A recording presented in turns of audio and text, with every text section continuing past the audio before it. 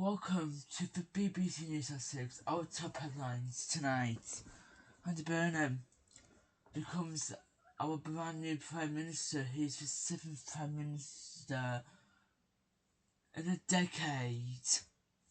He met the King of Buckingham Palace to return to former government. We will hear from him as he gave his first speech outside number 10 this lunchtime, talking about putting together a 10-year plan for Britain. When it comes after Sir Keir Starmer announces resigning, he gave his final speech at number 10 at 11:15 this morning. That he gives Andy Burham his full backing and full support. Also, David Lammy, Rachel Reeves has been sacked. She's no longer the Chancellor, and David Lammy has also goes, we're gonna be with Chris Mason in a minute, and we'll tell you who's in and who's out of the government. Also, tonight, England and legendary manager Kevin Keegan has died. And also Spain beat Argentina 1-0 to win the FIFA World Cup final. And then we'll have the weather with Ben Richards this hour.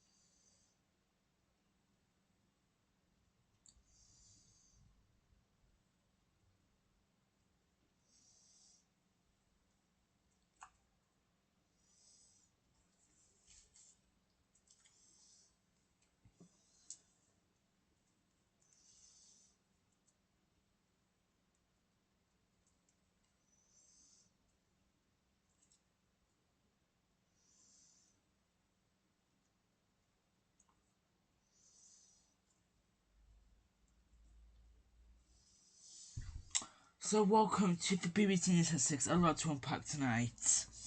Andy Burnham is our brand new Prime Minister. It was confirmed on Friday when he became our brand new Labour leader.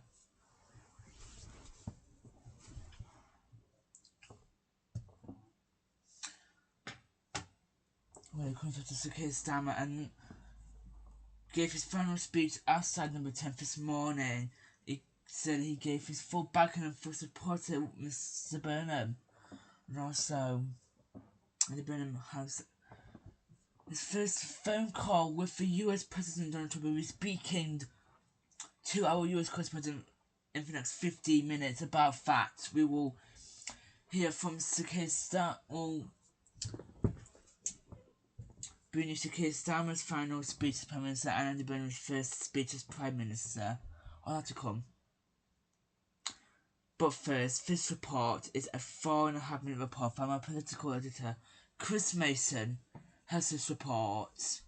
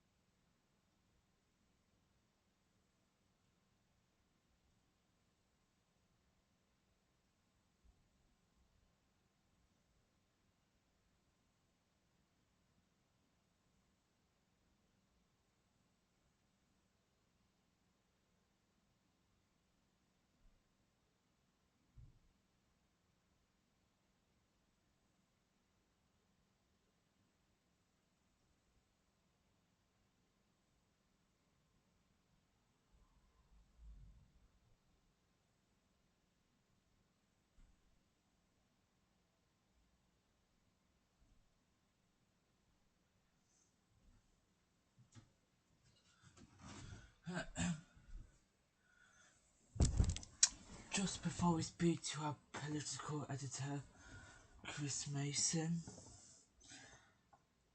I just want you to listen to. This was the last time we'll see Sir Keir Starmer as our Prime Minister. We are going to listen to Sir Keir Starmer's final speech as our UK Prime Minister.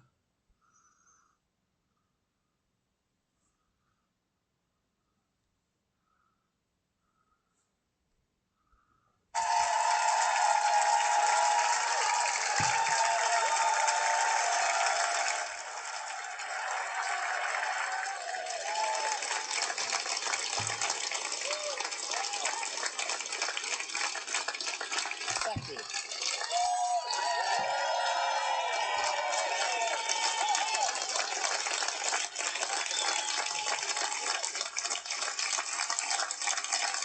Thank you.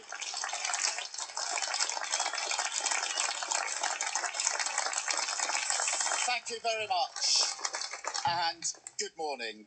I'm about to visit His Majesty the King to offer my resignation and close the book on my time as Prime Minister. My work is done. In 6.5 years, I took our party from a historic defeat in 2019, changed it so it was fit to face the country, and won a landslide general election victory in 2024. Since then, it has been the privilege of my life to serve you and this great country as Prime Minister. And I am confident that Britain is now stronger and fairer than it was 2 years ago. Our economy is stronger. Our public services are on the up, with the biggest fall in waiting times for 17 years. Children are being lifted out of poverty every single day. Immigration is down significantly. Our defence and security are on a far stronger footing, and our international reputation is greatly enhanced. Yet the thing I will always take away with me, the most humbling aspect of this job, is the front row seat you get to witness the greatest things of this country in action. To see every day immeasurable acts of resolve, grit, decency and compassion from people who serve our country, whether that's in their regimental colours, NHS scrubs, or simply the millions of people in their communities who volunteer their time and their effort to the ground beneath their feet. We face a world now where our enemies will stop at nothing to divide us because of our values, our freedom, our decency, and frankly, because of our unflinching resolve towards the brave people of Ukraine. And so under this attack, it is vital that we remember the greatness of the Britain all around us. That while we debate how to fix our problems, there is something we inherit from our country and our character that can give us confidence. That we can change our country for the better. That we can create a Britain where every child can go as far as their talent will take them. And we can unite different people under our common flag if we don't succumb to that division. So, as I now pass the baton to Andy Burham, I wish him every success. He has my full support. And finally, I want to thank once again my family, Vic and our children, my team, all the staff here and across the Labour Party, everyone at Number 10 and across the civil service, and everyone who has supported our efforts along the way. For all the focus on individuals, politics will always be a team sport, and the changes we've delivered for our country and our party belong to everyone who has fought for them. I thank them again today, and I thank the British people for the opportunity to serve. I go with good grace, I go with a smile, and I go proud of everything that we have achieved. Thank you very much.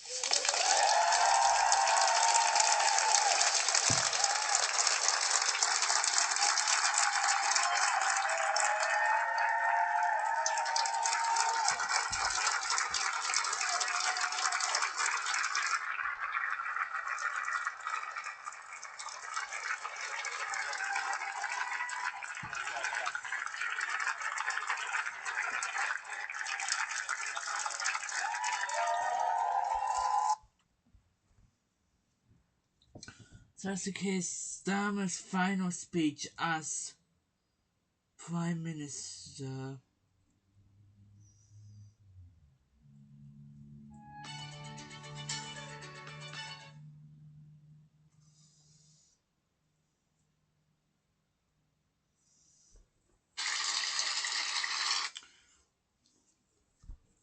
So our brand new Prime Minister, Andy Burham, we are going to hear from Andy Burham. He gave his first speech as Prime Minister at 12:46 p.m. this local time, outside number 10. Let's hear now from our brand new Prime Minister, Andy Burham.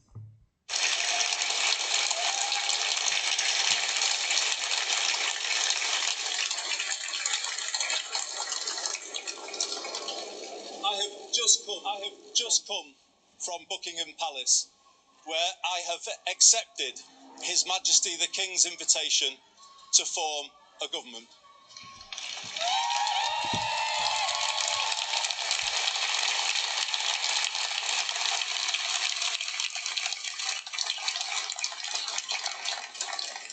In doing so, I am acutely conscious that I am the 6th person in the last 10 years to walk up this street, the 7th Prime Minister since 2016, making this a moment for reflection and new resolution. It requires my generation of politicians to raise our game and rise to the new challenge. Britain needs to show the world that we can regain our stability once again. And that is our challenge, to make politics work, to make it work better. I know people at home are fed up with politics. I hear you, and I want to be honest with you. We have not been good enough, and we need to be better. We will be. We will make this moment a circuit breaker for Britain, bringing forward the biggest changes in the last 40 years. A new political model and a new economic model. In the 1980s, Britain took some wrong turns. Political power was centralised, economic power privatised, large parts of the country deindustrialised, and they still haven't recovered. Many feel as though they're still in decline, and they don't have the ability to turn things around. And that's why we will change politics, to make it more collaborative, more about problem solving than point scoring. And we will take power out of here and carry it into every postcode in the land so that they can do more. And in doing more, build a new economy where we put life's essentials back under stronger public control to make them affordable to you again. Reindustrialising Britain, using public procurement to back British industry. Later this year, I will bring forward a new plan for Britain, a 10-year plan, laying out a path from where we are now to where I believe we all want Britain to be, wherever we're coming from, whatever party we support. But I can do something to give people some breathing space now, some help with the cost of living. And I will set out some of those measures starting tomorrow, including how we pay for them. We will help more young people into work by changing the education system and giving them more support, more mental health support. And we will build more council homes. That is the fair and sustainable way to bring the welfare bill down, to meet our fiscal rules and to honour our commitments on defence, to our international partners. We will help people to live well, building a more preventative state, investing in people's success rather than paying for failure. And that work starts now. I will soon go through that door behind me and issue my first instruction to end rough sleeping in our country.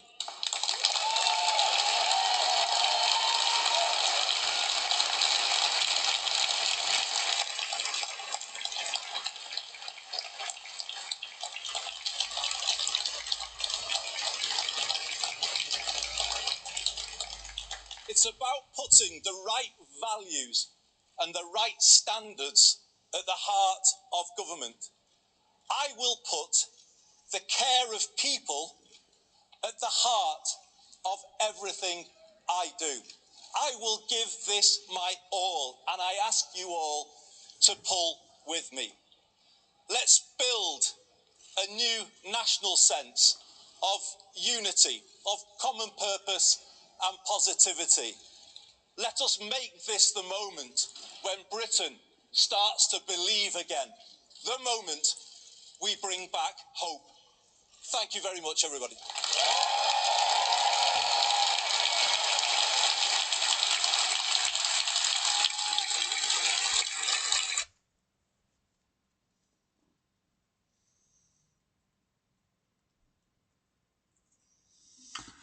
So then, for Andy Burnham's first speech as our brand new Prime Minister.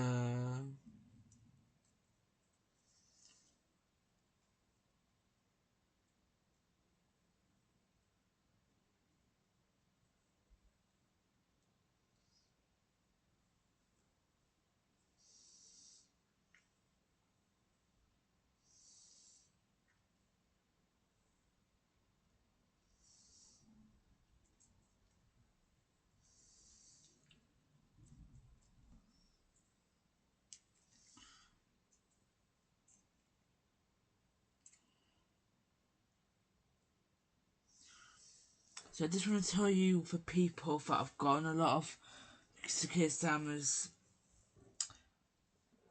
people in office have gone. Let me just tell you.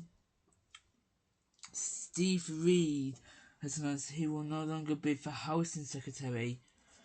It's not a surprise that a long-term ally of Keir Starmer has been given a role in Andy Burnham's new government. In 2-page letters to Burnham, announced his return to the backbenches. Reid says, "Although I am disappointed to be leaving for government, now I wish your new team every success." His letter also highlights his achievements, which he says include exploiting and driving out of anti-Jewish racism when accompanied out of party, delivering a landslide election victory, and beginning to process all running water compared under greater law.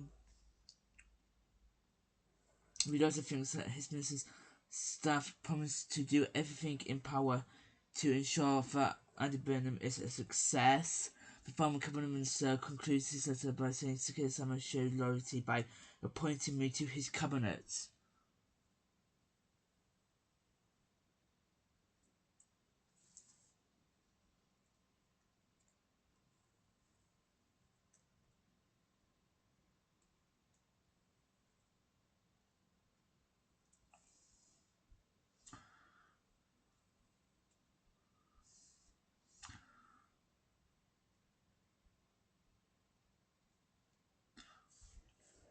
Also, David Lammy leaves his role as David Lammy is the next major from the Labour cabinet, announcing he stepped down as Deputy Prime Minister. In a message posted on X, Lammy, another long-standing ally of Keir Starmer, said he would have been proud to continue serving, but that Andy Burnham was entering to build his own team. Lammy said he was immediately proud of Labour achievements in both opposition and in government. "I will continue to serve the great people of Tottenham, support the Labour government from about apprentices and do everything I can to help defend reform again at the next general election. He wrote, Lammy served in a number of roles in Sir Keir Starmer's government, including a Foreign Secretary, Justice Secretary. He was appointed as Deputy Prime Minister in September last year. Lemmy was seen down the street supporting Starmer at his farewell speech earlier today. Later, Peter Kyle sacked as Business Secretary by Andy Burham. The shocking one tonight is that Rachel Reeves announces depart from a government after turning down a job. So Rachel Reeves has announced she is leaving the government, the fourth cabinet minister to lose her role. In a letter to Andy Burnham, the close ally of Sir Keir Starmer said, "It has been a privilege of my life to serve as Chancellor of the government. The economy today is stronger, fairer and more resilient because of choices we had taken as the Labour government over the past 2 years. Stability restored, investment delivered and reform to our economy underway. I said when I was appointed Chancellor that I would judge my time in office. Its living ordinary working class people have been improved. I'm proud to say that I have." The UK's first female Chancellor adds that her time in government showed every young woman and girl that there should be no cellier on our ambitions. Your hope or your dreams. I wish the very best of luck to my successor Andy and his cabinet. She adds, "You have my full support." Our political editor Beth Rigby said that she understands Reeves was officially a big job but declined and was unwilling to take a role. So she was offered a job under Burnham, but she decided not to take that role at all, to be fair.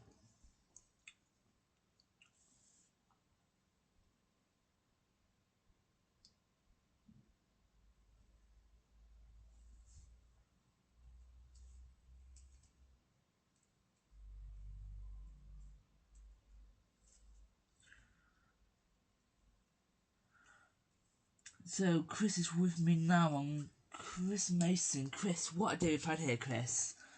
Yeah, good evening to you, Keegan. You know, it's been a really fast moving day, a moment of history as Andy Burnham becomes our 7th Prime Minister in a decade. We are started, like we said, with Sir Keir Starmer coming out here doing his final speech as Prime Minister, thanking his team support and thanking his wife Vic and his 2 daughters.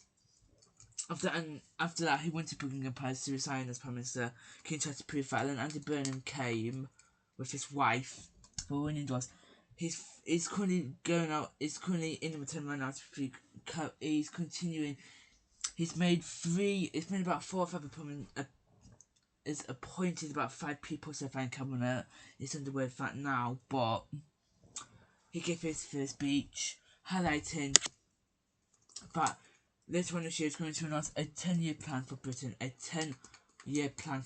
He's also going to create a political and economy models. He's also going to help young people into work.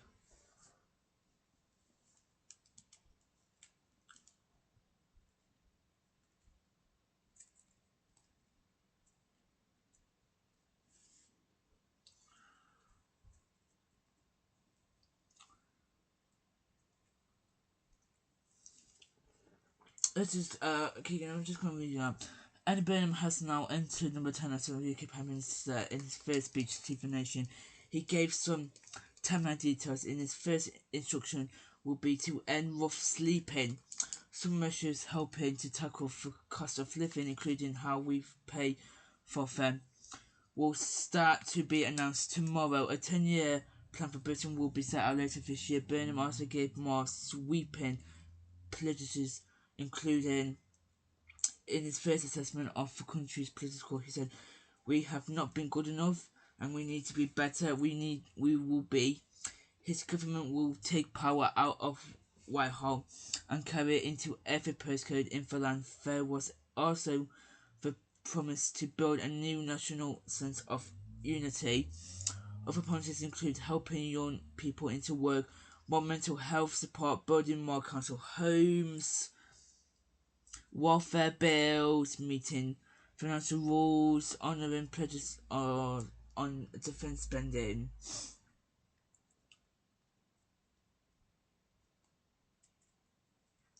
Okay, Chris, for now, thank you. Also, so for UK Prime Minister Andy Burham spoke to Donald Trump for the first time. Let's cross to the White House now and join our correspondent Catherine Thomason. Catherine, tell us more about this. Good evening. Good evening, Keegan Darby. Good evening. Yes, we understand that the UK Prime Minister Andy Burnham and Donald Trump have spoken on the phone for the first time today. They spoke 3 hours after he went.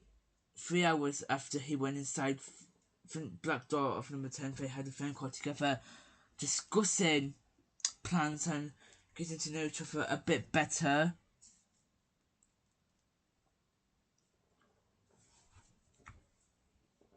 But the question is,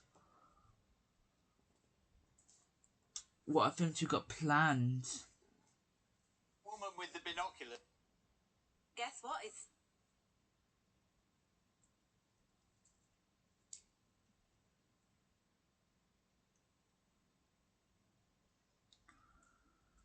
of the other appointments. So the bottom line is, as you can tell, we don't know yet. And they have been is it in there. surprising that we don't know yet? Not necessarily. These things are complicated and they are difficult, and they're particularly if people turn down jobs. Now, we know that Rachel Reeves, the now former Chancellor, was offered a job in Cabinet. And in the crowd. I have just come from Buckingham Palace, where I have accepted His Majesty the King's invitation. On the magnitude of the job he takes on as he's driven the short distance. And the runner who says his mother's memory will...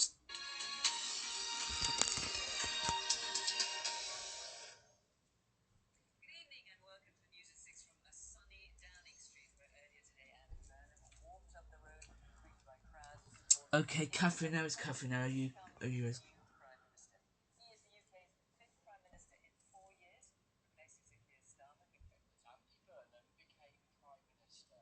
A handshake from the King for a man who only became an MP a month.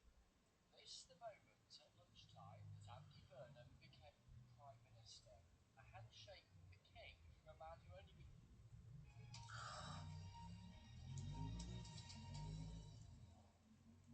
Good evening and welcome to the news at 6 from a sunny Downing Street, where earlier today Andy Burnham warmed up the road, greeted by crowds of supporters, and into number 10 to become the new Prime Minister. He is the UK's 5th Prime Minister in 4 years, replacing Sir Keir Starmer, who became PM after the general election just 2 years ago. It's all happened very quickly. Mr Burnham, the former Mayor of Greater Manchester, of course, was elected an MP just last month and became leader of the Labour Party on Friday. Some of the key movements in the Cabinet so far, both the Chancellor Rachel Reeves and the Foreign Secretary David Lammy are out. Here's our political editor Chris Mason on the day's events so far. This the moment at lunchtime that Andy Burnham became Prime Minister. A handshake from the King for a man who only became an MP a month ago and is now running the country. From Buckingham Palace, a brief moment to reflect on the magnitude of the job he takes on as he's driven the short distance to his new address. In Downing Street, his friends, family, supporters, his wife Marie-France alongside him as he greets the crowd. His longtime friend, the Mayor of the Liverpool City region, Steve Rotherham, here, with his grandson Harley.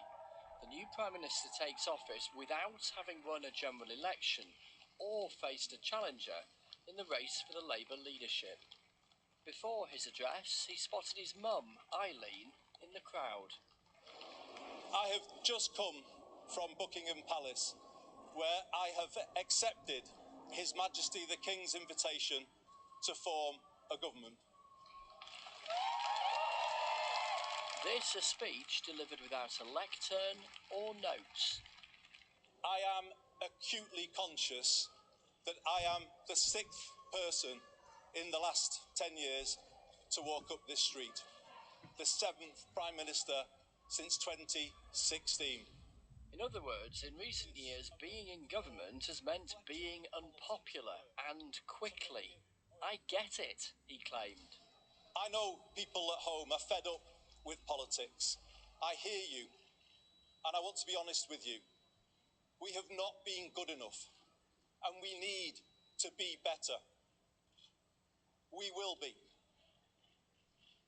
We will make this moment a circuit breaker for Britain, bringing forward the biggest changes in the last 40 years. A new political model and a new economic model. Yes, you heard that right. He reckons he'll introduce changes on a scale not seen in 4 decades, but we won't get a full sense of them for a bit. Later this year, I will bring forward a new plan for Britain, a 10-year plan, laying out a path from where we are now to where I believe we all want Britain to be, wherever we're coming from, whatever party we support. But I can do something to give people some breathing space now, some help with the cost of living. And I will set out some of those measures starting tomorrow, including how we pay for them. There was one specific new promise, though. I will soon go through that door behind me and issue my first instruction to end rough sleeping in our country. And then his concluding message. Let us make this the moment when Britain starts to believe again. The moment we bring back hope. Thank you very much, everybody. Afterwards, a hug with his mum, and then the image for the history books.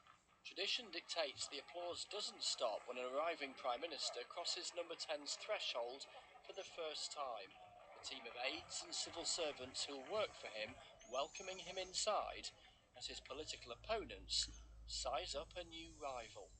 What Andy Burham has just said is we're going to have to wait till the end of the year to know what his plan is. Now, that is totally unsatisfactory. I suspect that on tax we're going to be heading into a summer of speculation now as to what taxes may be rising, and that in itself can be very damaging. I want him to do well because I want our country to do well. We, as the Liberal Democrats, we're the third largest party in Parliament, and it's our job to be a good, constructive, responsible opposition. That means scrutinising plans he comes up with. We wish him well for the sake of the country, but we fear this is going to end badly. Andy Burnham says that he's going to bring about a big change. He's got no mandate for that. He should call a general election if he has, but we don't see any evidence of a plan. Before all this morning's Prime Minister, soon to be yesterday's man, Sir Keir Starmer, left number 10 for the last time, giving a short speech on his way out. Thank you very much, and good morning. I'm about to visit His Majesty the King to offer my resignation and close the book on my time as Prime Minister. My work is done. He claimed he was leaving the country in a better state than he found it, but now it was his successor's turn. So, as I now pass the baton to Andy Burnham, I wish him every success. He has my full support. And with that, his final public words in the job. I go with good grace, I go with a smile, and I go proud of everything that we have achieved. Thank you very much. A hug for his wife Victoria and also for his Chancellor Rachel Reeves. She was offered another cabinet job by Andy Burnham but turned it down. Plenty of others have been sacked. A government ends, a new government begins. A new cabinet is being appointed tonight. Well, talking of the new cabinet, Chris, I mean, you've been here pretty much all day watching the comings and goings. We've just seen three significant characters, haven't we? John Healey, Siobhan Mahmood, Ed Miliband. We're trying to read the runes here about what we might glean about a new government. What sense are you getting? So my eyes are currently flicking between my phone screen and then the two doors behind us, number 10 and number 11. As you say, those three have gone in. So we have Shabana Mahmood, who has been Home Secretary. We've had Ed Miliband, who has been the Energy Secretary. We know there's been intense discussions within Team Burnham about what to do with those two senior ministers. Does one of the two of them become Chancellor? And John Healey, the former Defence Secretary, resigned a few weeks ago, has also gone in. So could he be in the mix for that job? Or indeed, there's the Home Secretary's job if Shabana Mahmood does move. Maybe she does, maybe she doesn't. What about the Foreign Secretary's role as well?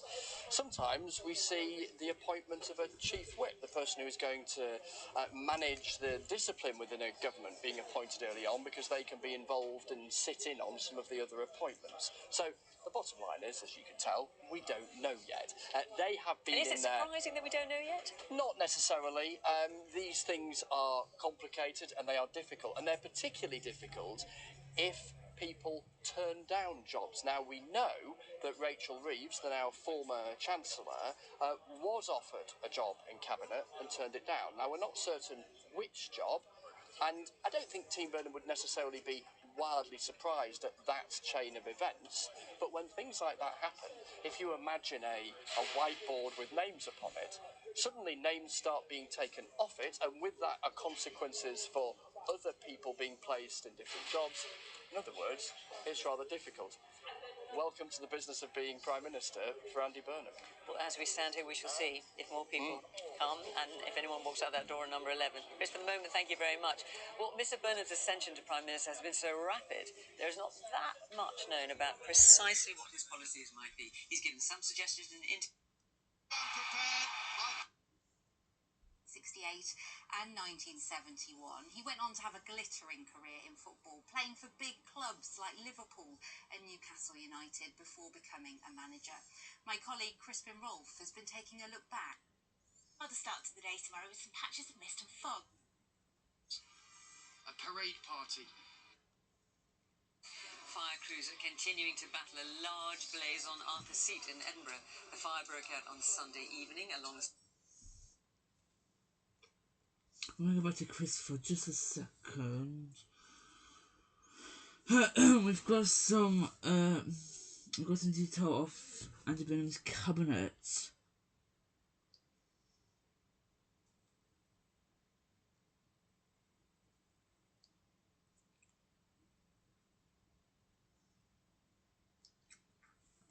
So we understand that meanwhile, Shamad Mahmood, who arrives in number 10 alongside Ed Miliband, will remain as our Home Secretary.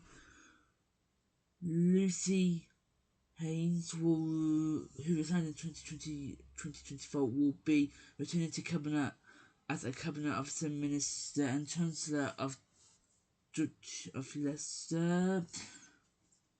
We understand that Burnham believes that Mahmood has a strong track record of delivering as Home Secretary and wants contributions in the role in order to build a freer imagery system.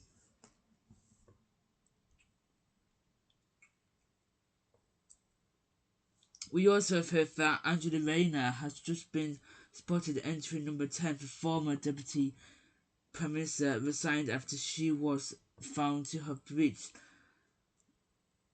misstandards over her tax affairs last year. Pat McFadden's Work and Pension Secretary Pat has just entered number 10.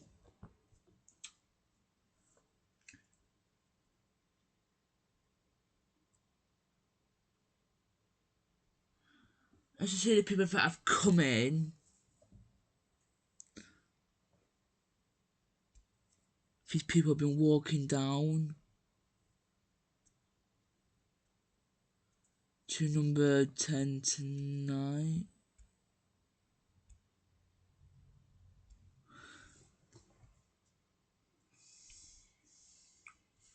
We also now know that John Healey has been appointed as the Chancellor. The former Defence Secretary has been handed the crucial role by Andy Burham. As the first new cabinet minister announcement, he surprising move after other candidates such as Ed Miliband and Shamad Mahmood have been talked about having the job. He resigned from the government last month in protest as the Keir Starmer's government.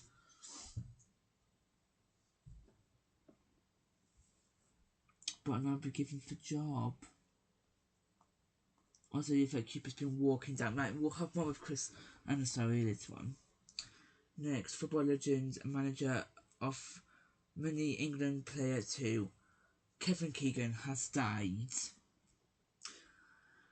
This report now, John Kennedy has his 4-minute report and looks back at his life.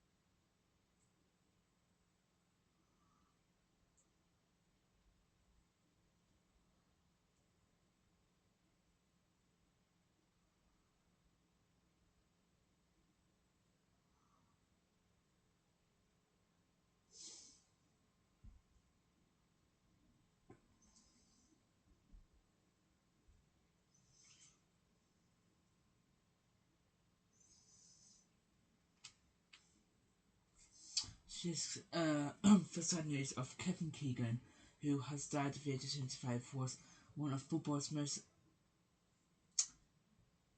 acclimatised and influential figures in a career of many chapters that took him from a superstar player to an elite manager. While some may remember his best for England, he was an England manager. He was a world-class player at Liverpool, England. He stepped onto Newcastle before becoming the most beloved figure in Tyneside club history, gigging with Newcastle.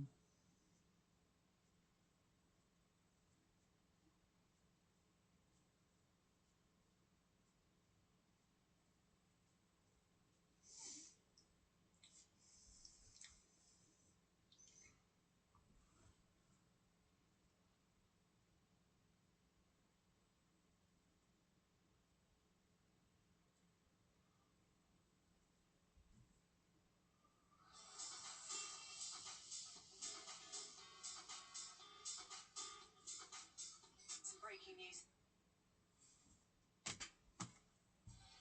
Right, breaking news, Mark. Yvette Cooper's walking up the street, but John Heath... Some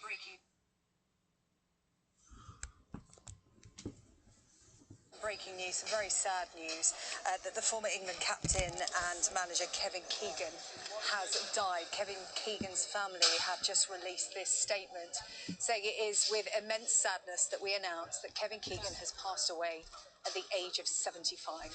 The former England player and manager had been battling cancer and was surrounded by his wife and daughters in his final moments.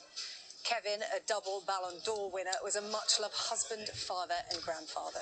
The family would like to thank Kevin's incredible medical team for all their support. This is a hugely difficult time and they are requesting space and privacy. The former England captain and manager Kevin Keegan has died. He revealed around a month or so ago that he had stage 4 cancer. His family releasing that statement saying that he passed away with his wife and daughters with him. He was 74.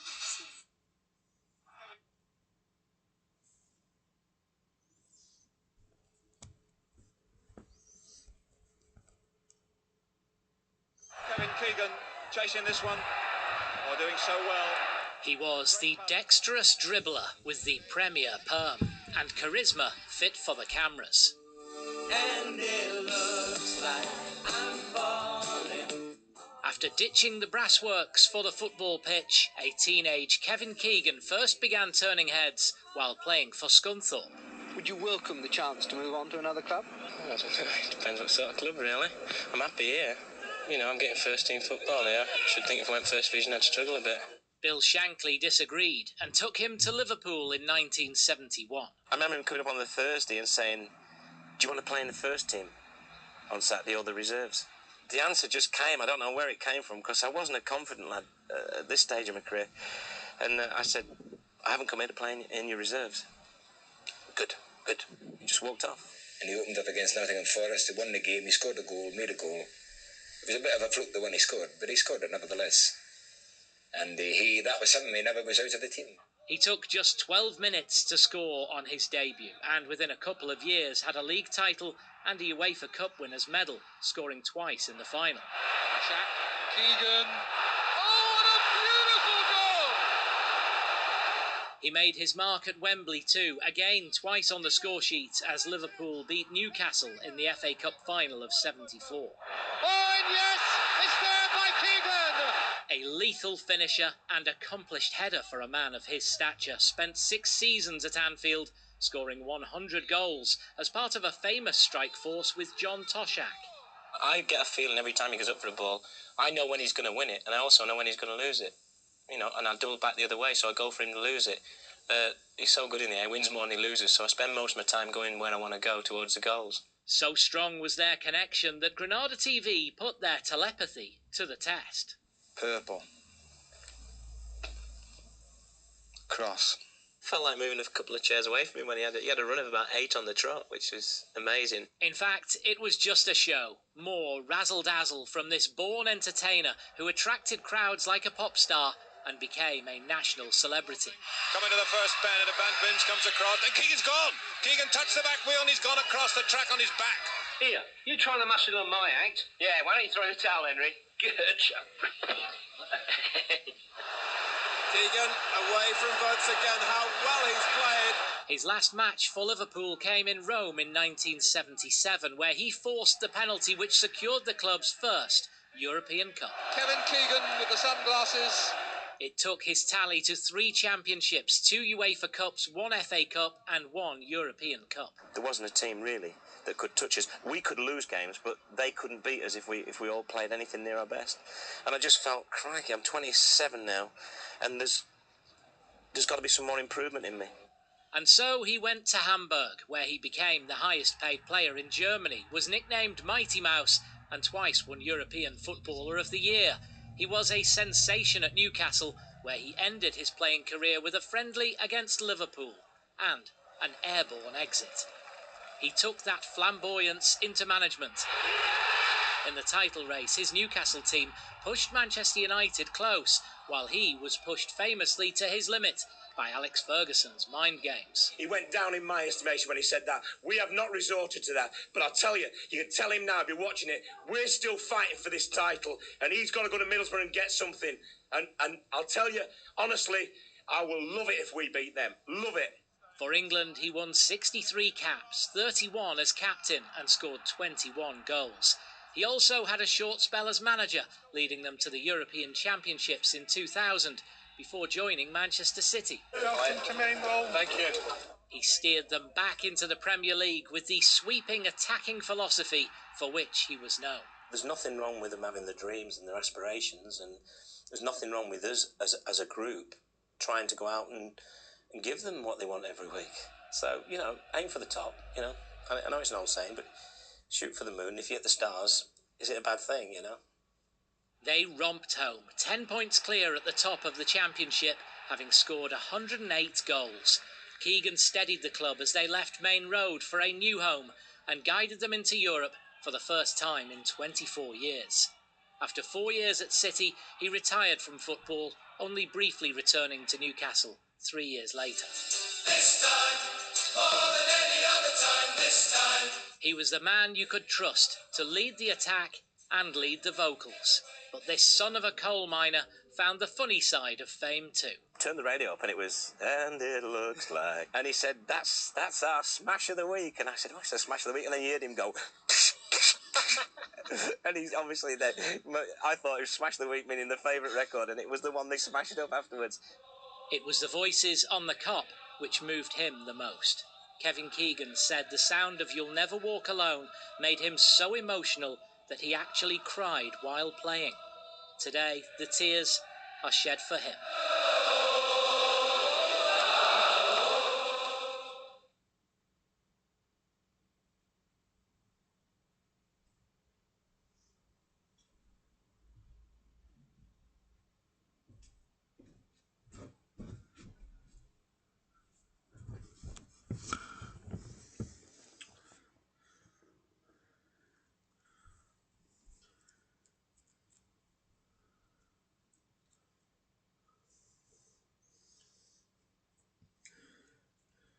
Spain have won the...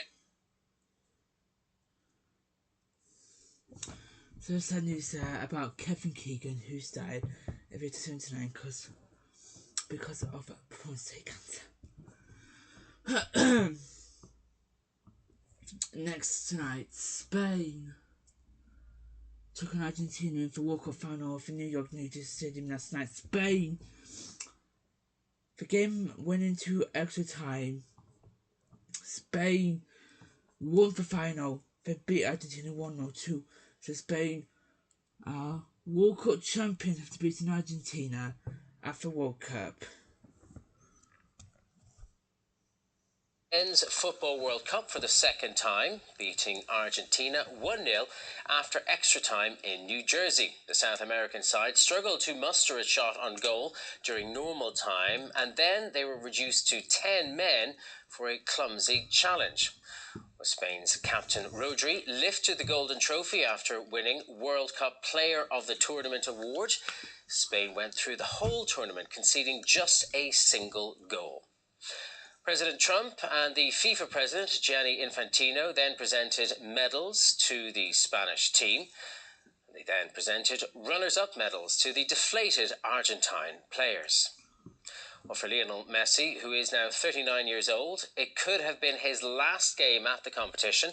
He was in tears after being given his second-place medal. Well, there have been jubilant scenes on the streets of Madrid and other cities across Spain as fans celebrated their country's second World Cup victory. The thousands of people there partying into the night, draped in the red and gold colours of the Spanish flag, dancing and chanting Viva España. The Spanish Prime Minister Pedro Sanchez posted on social media, "We are world champions. Our national team was great. Thanks, team." Well, our correspondent Guy Hedgcoe was there in Madrid soaking up the atmosphere. Spain has just won its second ever World Cup. These fans here in the Plaza de Colón in central Madrid are celebrating a historic victory. The last and only other time they won the World Cup was in 2010. They've had to wait 16 years for this. 16 years to hoping that the Spanish team's style of attacking, high possession, pressing soccer would finally bear fruit. And tonight it has, because they are world champions once again. Our correspondent Nada Tawfik was at the stadium in New Jersey for the game. This wasn't the most electric World Cup final ever. It took until the 106th minute for the deadlock to be broken when Ferran Torres finally scored that winning goal for Spain. But no doubt that Spain worked extremely hard, maintaining possession of the ball for the majority of the match. And even Argentina fans that I've spoken to have applauded Spain's performance. Some even suggesting that now is the time for Lionel Messi to pass the torch on to 19-year-old Lamine Yamal. And you could see how happy Lamine Yamal was after that win, celebrating, collapsing onto the pitch with his teammates, ultimately holding up that golden trophy at the end. And for Lionel Messi, you could see how emotional he was. The big question, of course, being if this will be his last World Cup. For Spain, their second World Cup win, the first in 16 years, and the first time a nation has held the title of both men and women's World Cup champions. So quite an achievement for them. This, for the United States, was also the last chance to show what they were capable of as co-hosts along with Canada and Mexico. There was a halftime show that ran over 27 minutes long.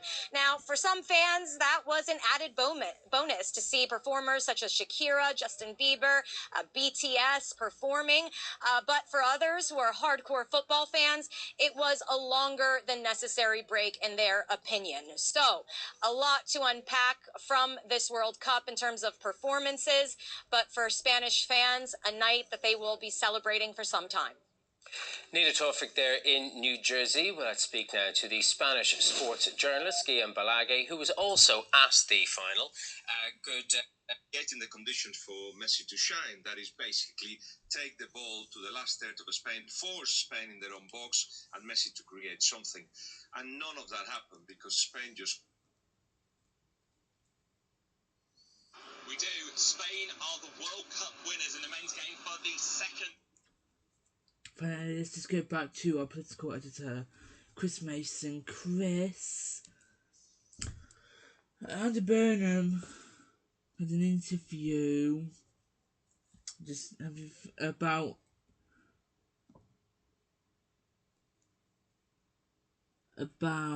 something about the war in Ukraine.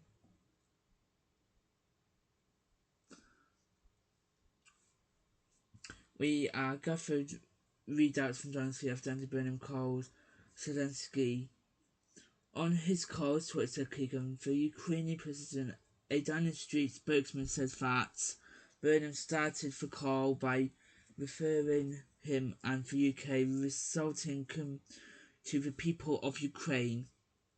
It underscored that there would be absolutely no chance that the UK approved including when it came to bearing down on Russia. Also, I wanted to this we honour for John Healey has been appointed for Chancellor. He put on Twitter, "It's a great privilege to be appointed for Chancellor by the Prime Minister. Together we will build a new economy, building new hope, and advance for work people, for country. It's time to get on with the job."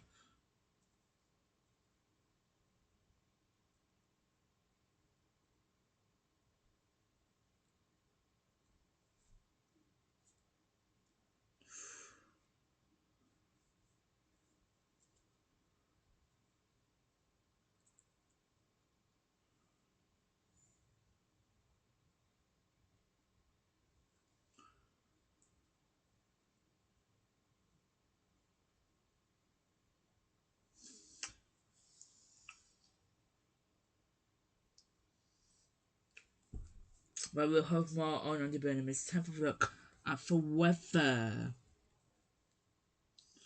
Christmas for now, thank you. Me and Chris will be back with more with Andy Burham at 10 o'clock.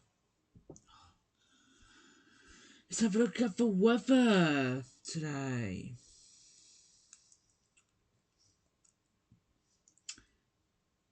Here is Ben Ritchie. Ben, good evening. What's the weather looking like? Good evening to you, Keegan. Good evening, everybody. Well, the latest forecast for the UK tonight.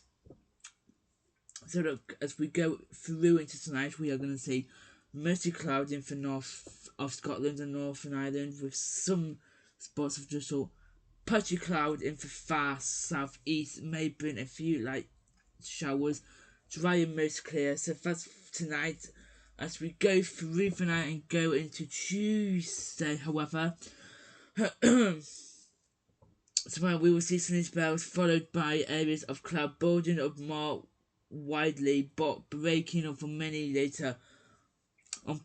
Patches of light rain will continue to move into the far north. However, going through to tonight, it will be cloudy with sunny spells. So the outlook for Wednesday through to Friday. Wednesday, we'll see clouds start in the north with the odd spot of drizzle throughout. Sunny spells breaking through for most. Later sunny spells in the south. So this is going through Wednesday night. Sunny spells in the south with the odd shower in the east. Thursday will turn very, very cloudy for time throughout. Sunny spells. So Thursday's outlook will be a bit cloudy with sunny spells trying to break through. Breaking through later. And into Friday, we will be cloudy in the northeast, north in Scotland, with the rain in the northwest, dry with sunny spells elsewhere. So that is the forecast. It's going to be a bit rainy, sunny and cloudy for the next couple of days. Hello there.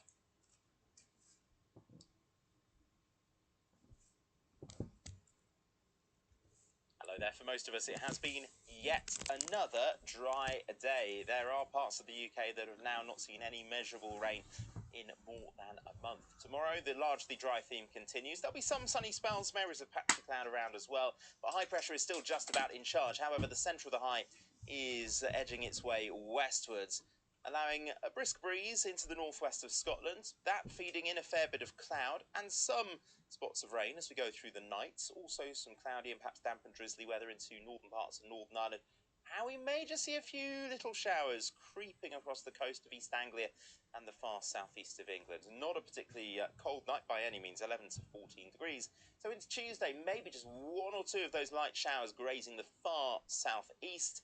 And also that thicker cloud continuing to bring some spots of rain into the north of Scotland, Northern Ireland too. Elsewhere, patchy cloud, sunny spells, only a very, very small chance of catching an isolated shower. Temperatures 23 degrees there in Glasgow, 27, maybe 28 across South Wales and southern England. Moving out of Tuesday into Wednesday, this little weather front here may again just bring a few spots of rain across northern and eastern parts of the UK. It is largely dry on Wednesday. Best of the sunshine down towards the south and the west. Further ahead, the increasing chance of some rain, particularly in the north and the west. It does stay largely dry further southeast.